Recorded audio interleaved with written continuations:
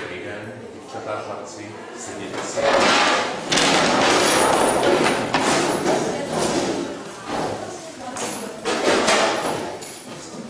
Přestože máme tento předmět teprve velmi krátce, máme za sebou pár hodin, už jsme se něco o té chemii dozvěděli.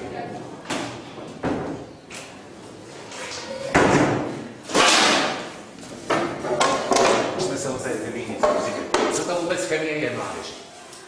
Věda, která se zabývá zkoumáním látek a jejich přeměnami. Jejich přeměnami a jejich složením správně. A my se potom v té druhé části vyučovací jednotky k tomu dostaneme k té podstatě chemicky čistých látek. Pak jsme hovořili o směsích, vidíte, co to jsou směsi? Nebojte se. Ano, směsi jsou látky skládající se z více složek. Co to jsou složky? Tak už máš slovo? Jsou to chemicky čisté látky. Čím se vyznačují chemicky čisté látky? Stálými hodnotami fyzikálních veličin. Které hodnoty fyzikálních veličin znáte, prosím? Teplota varu, teplota tkání a hustota.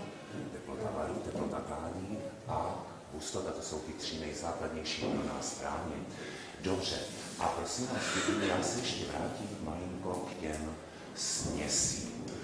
Já vám tady některé směsi budu připravovat a vy je budete určovat a stručně charakterizovat. Takže dáme se do práce. Zde mám obligátní křídu, kterou běžně používáme ve škole. A dám k tomu chemicky čistou látku. Destilovanou. Čím se vyznačuje destilovaná voda? Skládá se jenom z molekul vody, velmi správně. Takže křída a voda. Protřebeme a podívejte se, co se děje. Usazování. Ano, usazování. Jaká je to směs? Homogenní nebo heterogenní? Nikoho. Proč? Protože tam rozlišujeme částice. Ano, rozlišujeme tam tedy ty částice, protože jsou příliš výborné. Tak to máme suspenzi. Dobře. Zkusíme další. Vemu si olej.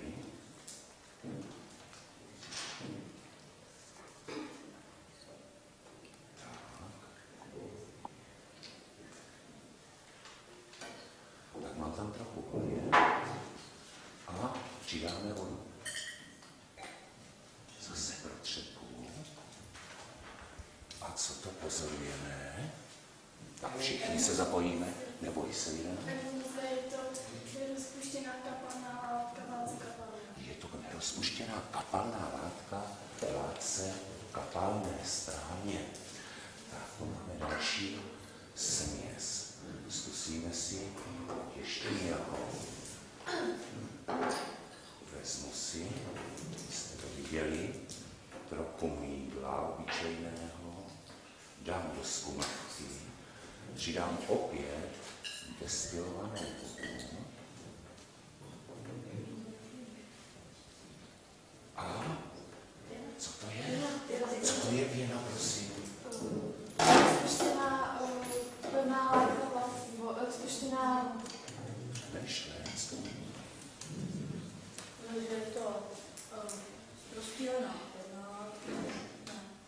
Nerozpuštěná plynná látka. Ano, je to nerozpuštěná plynná látka v látce kapalné. Kde pak se s pěnou setkáváte běžně?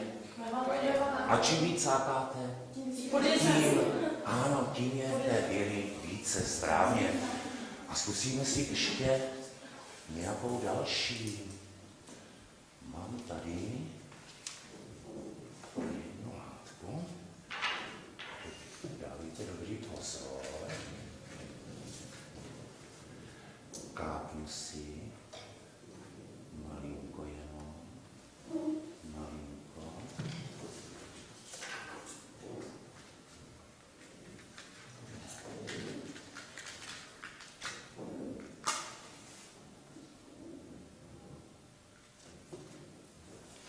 Co pozorujete? Dým. Jinak to si řekneme pak, ale tady to, co to je? Je to dým. Co to je dým? Krásně to vidíte, já jsem tam toho dal poměrně málo, aby to nebylo tolik tady potom zakroužené. Je nerozpuštěná pevná látka, vlastně plynem. Je to tak, máš pravdu, naprosto přesně, ano. Kdy pak se s dýmem setkáváme? No jasně, a dělá nám to velké problémy, vidíte, protože to znečišťuje životní prostředí a tak dále. Takže jsme si tady probrali některé heterogenní směsi. A já jsem vám chtěl ještě ukázat jednu věc. Já tady mám skalici modrou, vy jste už ji viděli samozřejmě, ale jaký tam bude rozdíl mezi těmito věcmi, co jsme dělali teď, a mezi tím, co si uděláme nyní. Takže dám do skumavky skalici modrou a prosím přidám opět destilovanou výkynky vodu.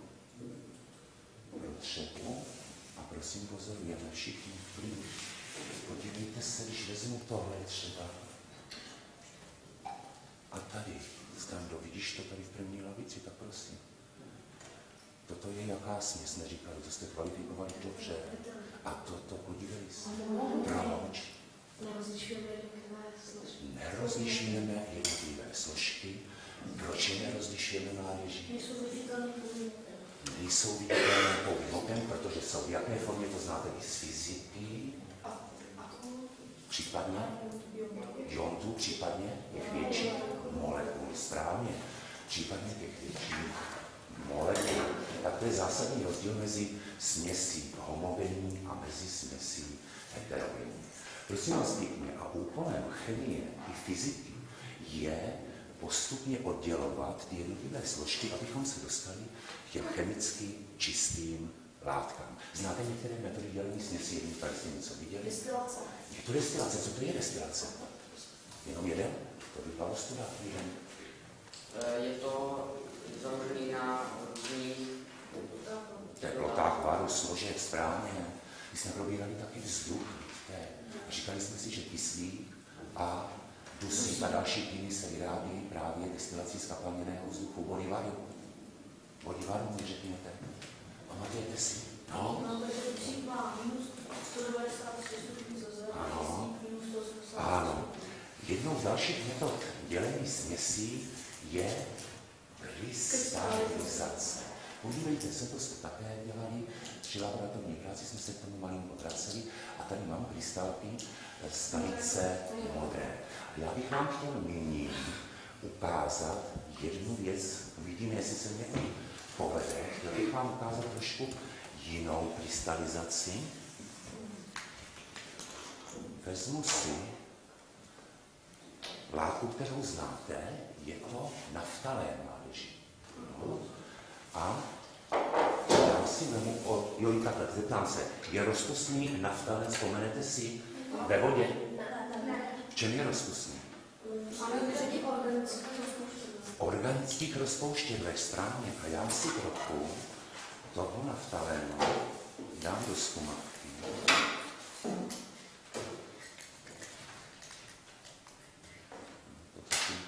Tam máme nějak moc. To odložíme, musíme to nahrábnout.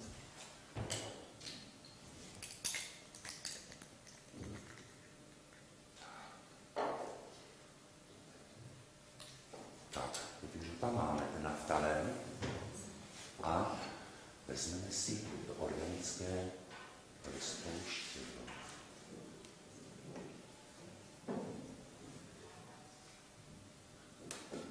Sami se můžete přesvědčit, že ten naftalén se opravdu rozpouští, víte? A já si vemu Petriho misku a zkusím si zde něco.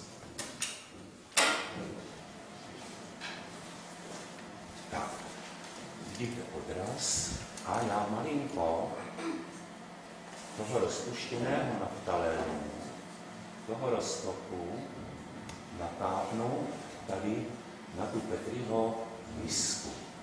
A vy to můžete sledovat.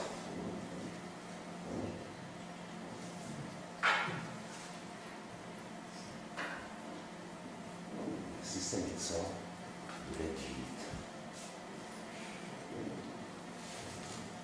Tak, sledujte zatím.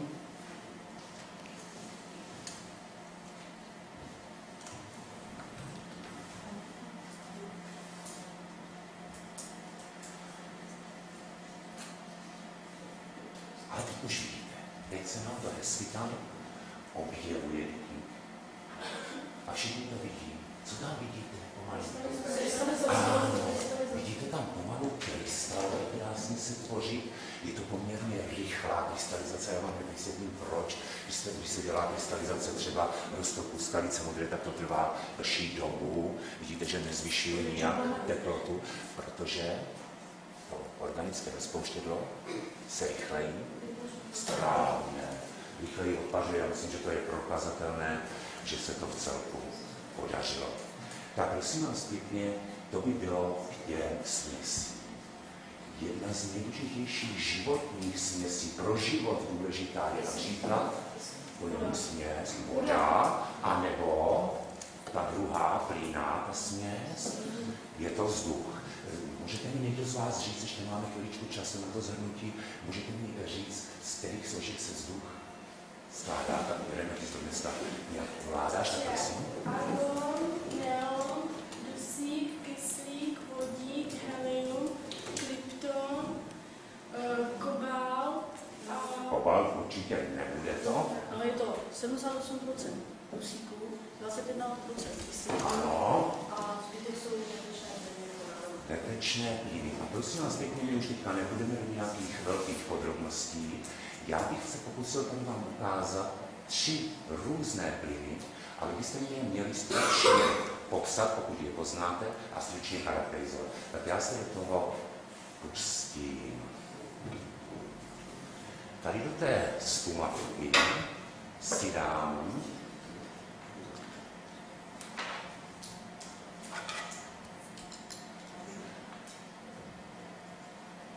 manganistan draselný.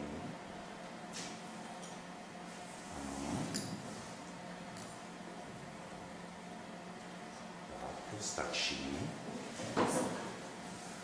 Tady do té kádinky jsem už si předem dal uhličitan vápenatý, víc vám neřeknu, mramor, uhličitan vápenatý. A tady v této zkumavce mám vodík. Promiňte, zinek, omlouvám se, zinek. A nyní spustíme reakce. K té první kádince dám kyselinu chlorovodíkovou. Ještě bych mládeži vás chtěl upozornit na to, jak jsou ty nádoby položeny, ano, jak jsou uloženy.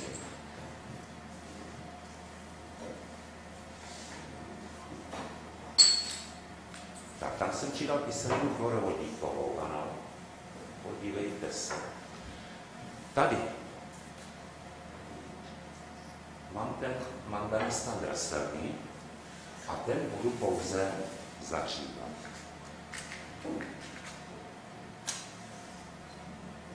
Tak. Nyní si vemu. Ano. Můžeme vypnout. Tak tady vidíte ty krystalky, jo? Pěkně. Tak. A budeme pozorovat ty změny. Tady vidíte, že to hodně šumí, pění.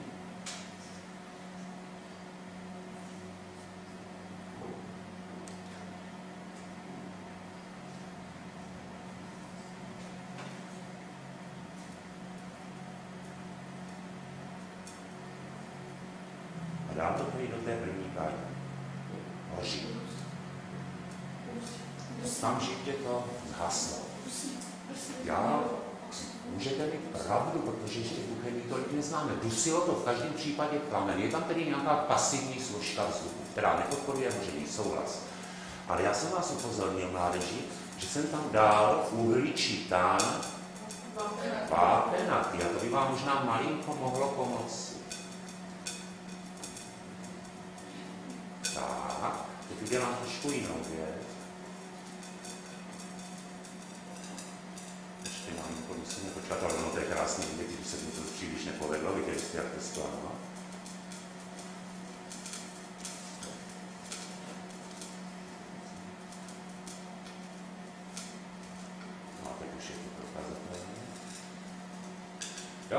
Je tam látka, která teda... Ano, správně podporuje hoření. A co to tedy bude? Kyslík. Je to kyslík. A tady už ty někteří zareagovali, že to nebyl ten dusík, který já ho tady těžko můžu vyrobit. Je to oxyuhličitý. Mohla bys mě stručně charakterizovat kyslík, prosím? Je to těžší než vzduch a je to pasivní, no podporuje vzdušný plamen, nebo je to pasivní hasicí přístroj. No, používá se i, ano, svým způsobem pro hasících zařízeních správně. No a ten kyslík je aktivní složka vzduchu a taky dáme slovo někomu jinému, než stále stejným, takže prosím. Na co se používá kyslík? Do čeho například? Sváření, řezání kovů, kyslíkovo-acetylenový, kyslíkovodíkový plamen, správně. A já teď k tomu zínku mládeži si tady dám trošku kyseliny chlorovou. Tak. Z té polohy těch zkumavek jste mohli vyčíst, že jsem tady to klidně takhle nechal, že? Ano, nejsou. A tady? Taky. Ale tady vidíte, že už mám trošku jinou polohu, musíme to nechat trošku rozjet. Ano, správně. Je to nejlehčí vůbec plyn, správně. Na co pak se vodík používal? Používal se říká. A proč pak se nemůže používat, to je jasné? Ano, je velice výbušný. A já už jsem vlastně řekl, že to bude vodík, takže si ho dokážeme.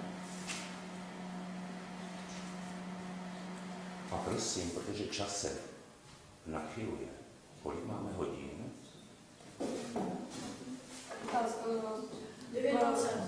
9:20, výborně. Tak přejdeme za chviličku dál.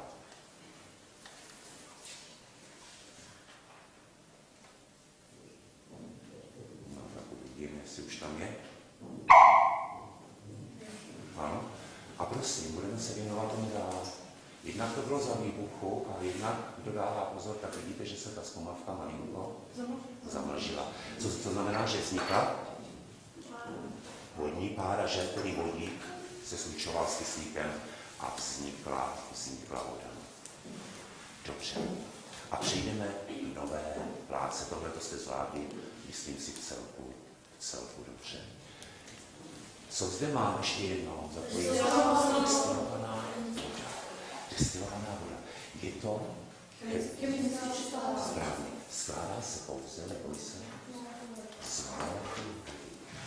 To znamená, že základními stavebními částicemi chemicky čistých látek jsou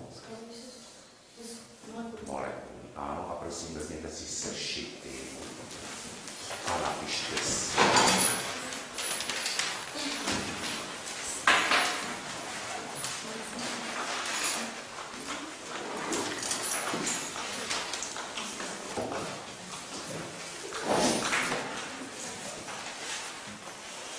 Téma dnešní hodiny částicové složení látek. Částicové složení látek. Částicové složení látek.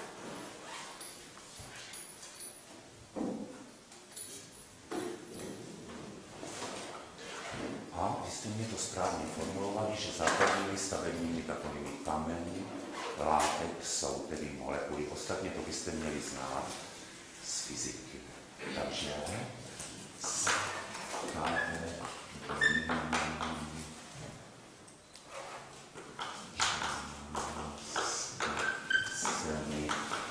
látek jsou molekuly.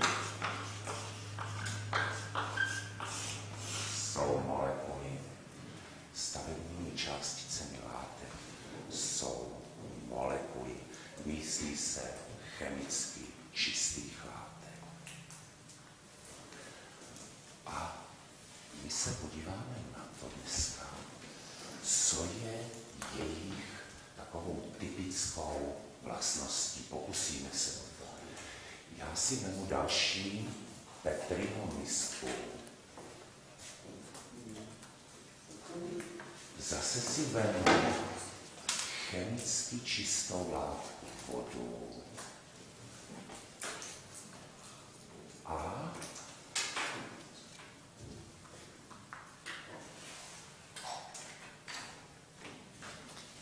vemu si pro vás takovou zvláštní látku. Je to organická látka. Je to kafr, který je typický tím, že je velmi lehký.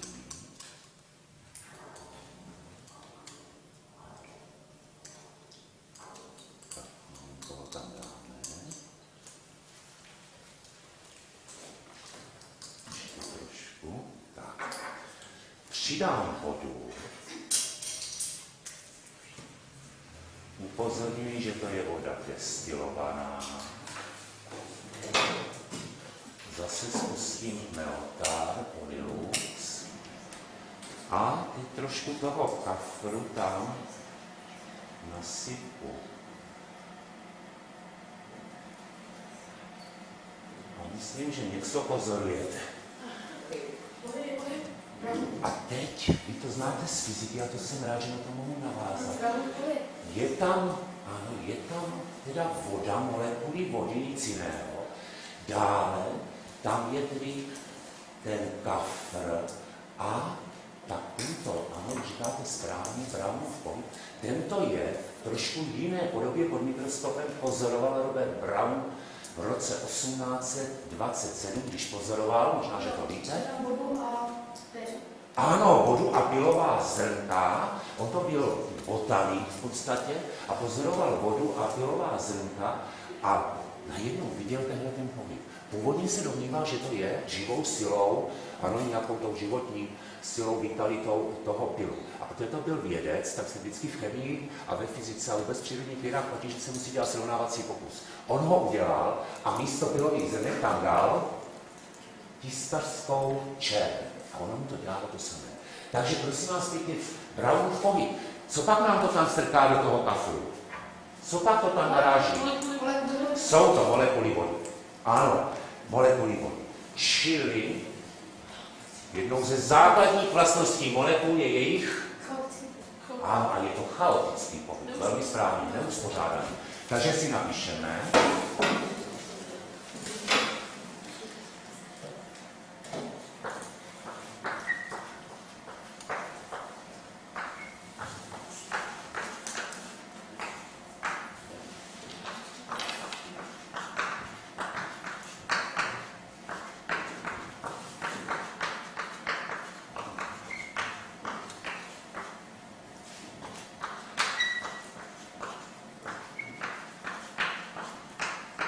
Ano, Brownův pohyb a je to neustálý a neuspořádaný pohyb molekul.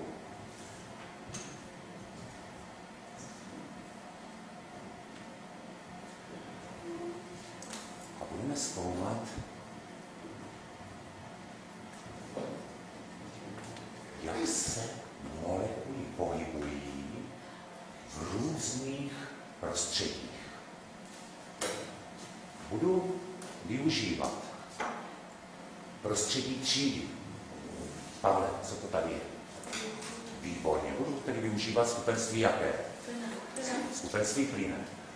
Budu využívat skupenství kapalné. Ano. A budu pro vás využívat i poněkud zvláštní skupenství, které jsem si připravil předem. Je to želatinové husté prostředí. A dáme se tedy do práce. Plynné prostředí nejprve a sledujte. Co to mimo jiné je? Jaký je to? Mlha. Mlha, výborně, je to aerosol, je to mlha. A pozorujte. A spíš využívejte jiný smysl. Ano. Už to? To je? Dobře, vy jste odolní, já vás znám. Tady mám vodu. A na tu vodu, abyste viděli, Nedám nic jiného než filtrační papír. Tak. A k tomu přidám už dneska použitý manganistan drasel.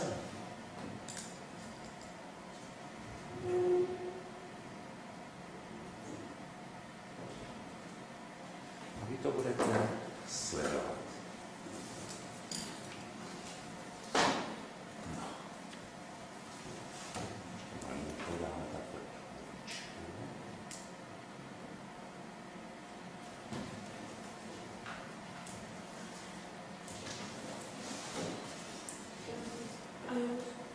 A pozorujte. Děvčatá, chlapci. Já tady mám 4 pro vás složité chemické sloučeniny. Jsou to soli těžkých barevných kovů. Vůbec nás teďka nijak nezajímají jejich názvy. A já vám to pak ukážu, že si to tam musím dát. Takové ty husté, velmi husté roztopy, vidíte to, ano. Je to ta želatina. Do jednoho dám například chlorid železy.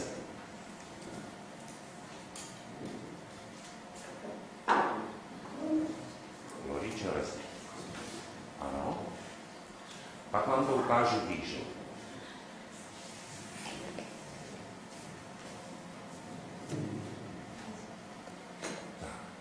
Do druhého dám síran nikelnatý. Prosím.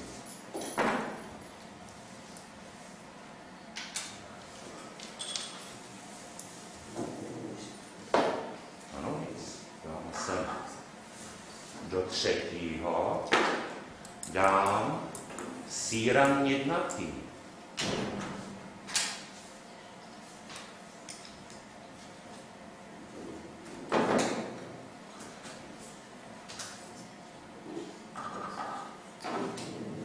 Do dalšího dám třeba dusičnan jednatý. Podívejte, krásná modrá stavická. Děvčata, to by se vám nebylo.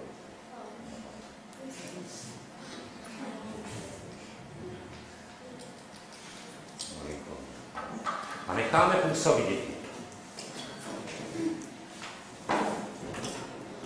Tak, děláme to hodně najednou, ale já myslím, tady krásně vidíte to pronikání. Ano, vidíte, že ten manganistan drasilný. A tady je to podstatně, já už to takhle vezmu, abyste to viděli, tady je to podstatně pomalejší, i když například tady už ten průnik můžete zaznamenat. A tady u tohohle pokusu se dává časová lhůta 24 hodin. My nebudeme dodržovat 24 hodin, ale ještě dneska se sem potom o přestávce na to přijdete podívat, jak daleko případně došlo k tomu postupu. Tady už je to docela pěkně vidět. Ale já jsem chtěl udělat jednu věc z toho vývodu. V kterém prostředí se molekuly šířily nejrychleji? V plynném, vidíte, to bylo prokazatelné. Dále to bylo v kapalném prostředí, ano, a nejpomaleji je to v tom nejhustším prostředí, tady třeba v té želatině. V pevném skupenství, když je úplně pevné skupenství, tam to pronikání je tedy velmi, velmi pomalé, víte, téměř prakticky žádné.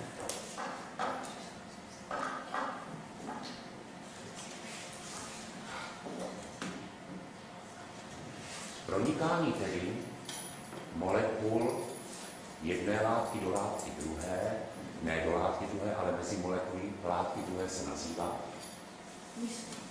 Víte to někdo? Tento jev se nazývá, Ireno, ty jsi to měla vědět? Ano, je to difuze. Čili difuze je pronikání molekul jedné látky a pozor, ne do molekul látky druhé, ale mezi molekuly látky druhé. Já jsem vás umyslně, hned si to zapíšeme, upozornil na tento pokus. Já jsem tady ten manganistan draselný podrobil zcela jiné proceduře. Já jsem ho zahříval. A ten manganistan se nám zcela jistě praskal, dekrepitoval, ano, uvolňovala se krystalická voda a tak dále, ale zcela jistě se rozkládal, protože vznikal kyslík. To znamená, že to byla chemická změna, vznikla jiná látka. Je to, ptám se, chemická změna nebo fyzikální? To je možná složité pro vás, ale ještě jedno. Toto je prokazatelně všechno chemická změna. Vznikají látky nové. Toto je fyzikální změna. Ano, podstata toho manganistanu se nemění. Takže prosím, napište si difuze.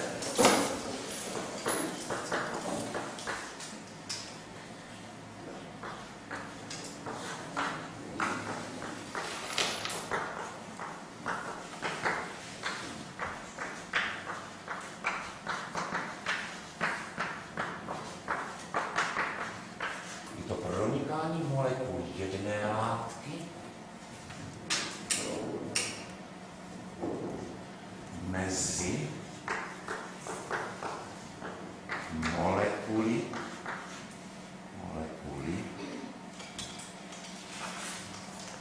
látky mezi molekuly látky jiné. Mezi molekuly látky.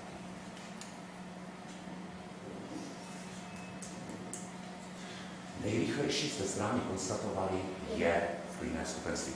Jen tak pro zajímavost vám řeknu, že třeba rychlost pohybu molekul vodíku, toho nejlehčího prvku, je fantastická. Je to kolem 7 až 8 tisíc kilometrů za hodinu. Rychlost pohybu molekul kyslíku je 1800. Molekul oxidu uhličitého, který jsme si také zde připravili, je 1200 km za hodinu. Prosím vás pěkně, proč se nejrychleji pohybují molekuly vodíku, poté kyslíku a poté oxidu uhličitého? Jenom dva. To by mělo víc. Sandra, co? Vodík je nejlehčí, nejmenší částice, ano, pak je kyslík a pak dobře. Tak, čili napište si, to můžeme sami, diktuji. Rychlost pohybu molekul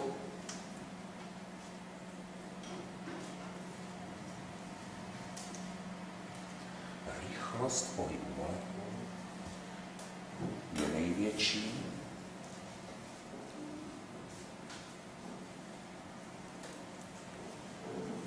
ve skupenství plynném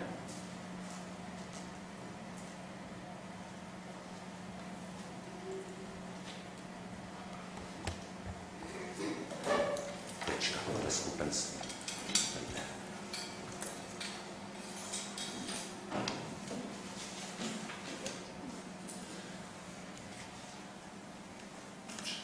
Některé molekuly jsou velmi jednoduché, některé naopak jsou velmi složité.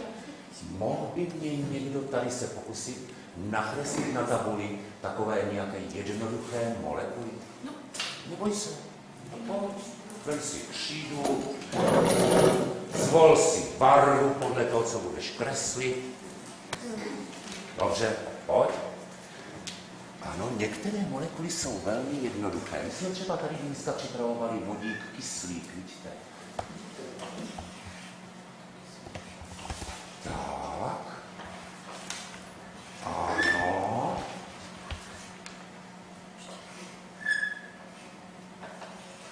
Co pak znamená ta jedna modrá? Jedna modrá. Atom. Výborně, snadno. Co jsi to tam vlastně nakreslil? Řekni nám to svými slovy. Neboj se. No? Ano, atom kyslíku. Atom. Ano, vzniká. Vidíte tedy, že molekula kyslíku je velmi jednoduchá, je to dvojatomová. Byl by schopen nakreslit někdo molekulu vodíku? Pojď, sedí si dobře snadno.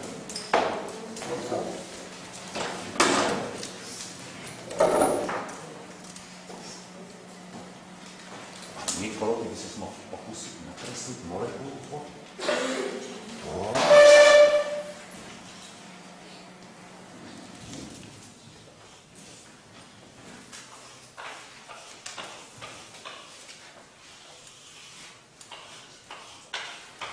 No, ty jsi to takhle spojila, souhlas. Dobře. A my jsme hovořili o tom, jak s největší pravděpodobností voda na této planetě vznikla. Kdo pak si na to ještě vzpomene? Ochlazování země kondenzace, snižování molekul, vodíku, kyslíku a vody a pro oceány, pro moře. Ano, při té kondenzaci v podstatě zjednodušeně takto. Ano, a Nikola se to tam pokusil naznačit a pokusil se to naznačit velmi správně. Co znamená, vysvětlíme? To hladivém atom kyslíku Ano, můžeme plus 2 atomy vodíku je molekula vody. Molekula vody. Čili mládeži, některé molekuly jsou velmi jednoduché. Některé jsou velmi jednoduché. Například jste viděli ten, teď nevím, kde to mám, ale to není podstatné, roztok stanice modré, nebo tady vidíte roztok manganistanu Drasel. Ano, ale já vám dneska ještě ukážu v závěru, že některé molekuly jsou velmi složité. Jsou to zejména molekuly, které se vyskytují v přírodních látkách. Já zde mám obyčejné vajíčko.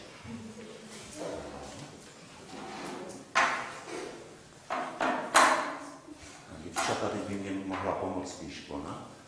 Děvčátka. A já se tady pokouším o jednu věc. Já odděluju se ne příliš zdatně, nicméně se to jakž tak povedlo. A oddělil jsem šloutek od bílku, správně.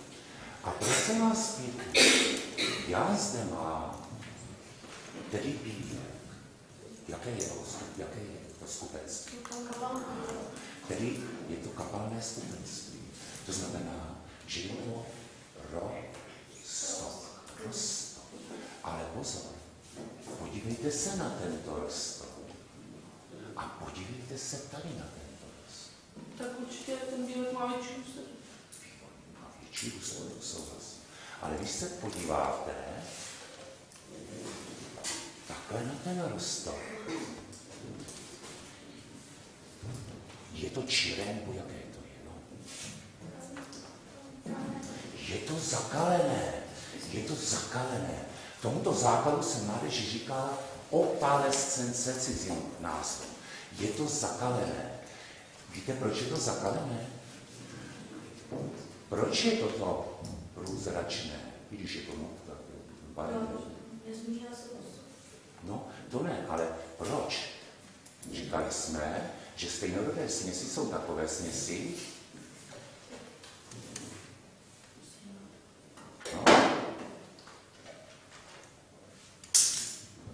kdy nerozlišujeme jednotlivé, no já to dohodím, jednotlivé složky, protože jsou ve formě tedy molekul. Tady ty molekuly jsou tak malé, že je samozřejmě nemůžeme vidět. Ale tady, prosím, u těch složitých organických sloučení jsou ty molekuly tak malé, také tak malé, že je sice nevidíme pouhým okem, ale jsou tak velké, že odrážejí světlo, ano, a proto je zde ten zákal, proto je zde ta opalescence. Tomu se říká roztok koloidní. Roztok koloidní, neboli roztok nepravý. Ano, takže některé molekuly jsou tak velké, že tedy odrážejí světlo. Tak se řekne velký cizím slovem před ona. No, to je dobře. To je dobře, že to ví německy. Takže malý, takhle, metr, 1000 metrů je.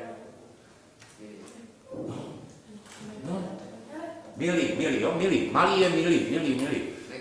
Víte, no mega by to mohlo být. A tady je makro, které já už tady dopovím, aby jsme to zvládli časově. Makro. Máte obchody, ty velké obchodáky, makro, vidíte? Tak proto se tomu říká makro. A toto jsou, prosím pěkně, tedy makromolekuly. Takže, napíšeme si některé molekuly jsou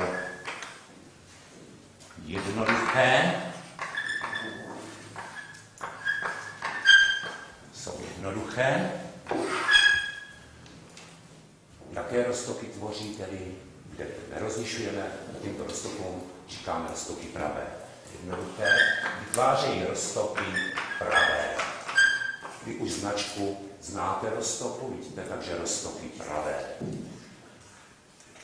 Některé molekuly jsou jednoduché, roztoky pravé.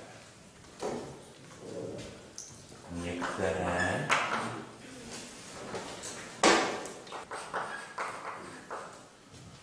molekuly jsou složité, velké, říkáme jim makromolekuly,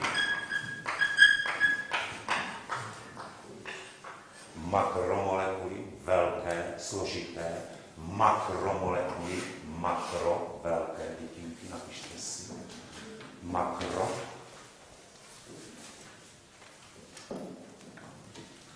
A tvoří roztoky nepravé,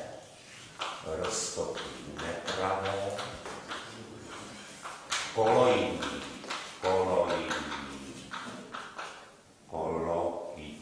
nepravé, koloidní. A musíme tam dopsat za úvahu, že stojí, jsou to především přírodní látky. Takže já to tady tak píšu, jo, k tomu to budete psát pod to, především přírodní látky. Kterou jste tady viděli takovou přírodní látku, která vytváří koloidní roztok? To jistě, Pavlíku, ale ten koloidní roztok. No, bílek, ano, například tedy bílkoviny například, jo? Třeba napíšeme bílkoviny. A dneska samozřejmě čím dál více pronikají do života takovéto látky, jako tady ano, plasty. Plasty jsou také vlastně tvořeny makromolekulárními látkami například, takže si to napíšeme plasty.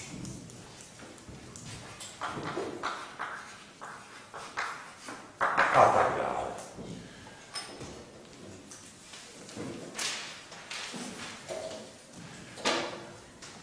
Tak, děvčatá, chlapci, máme napsáno.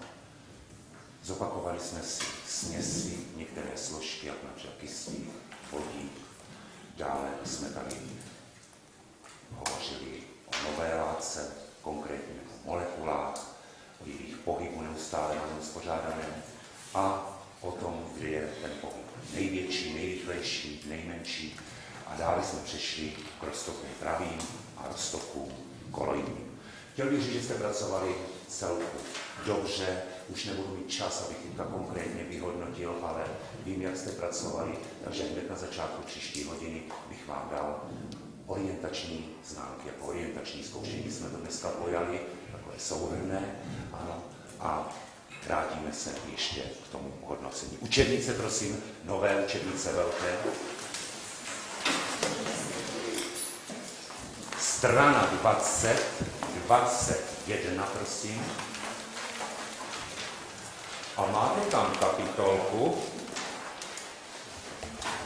A proč pak se s nám neomlouval? To se zapomněl, no dobře.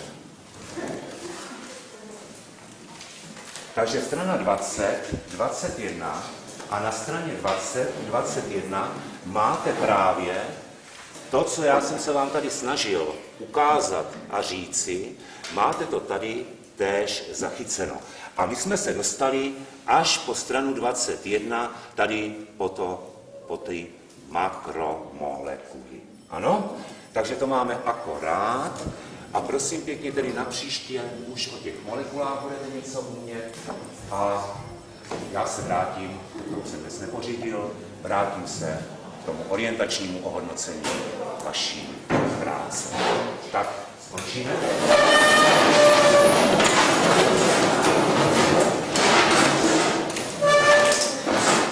Můžete odejít. Více nechoďte, mládež, ještě počkejte, když vás opustíme. Ne,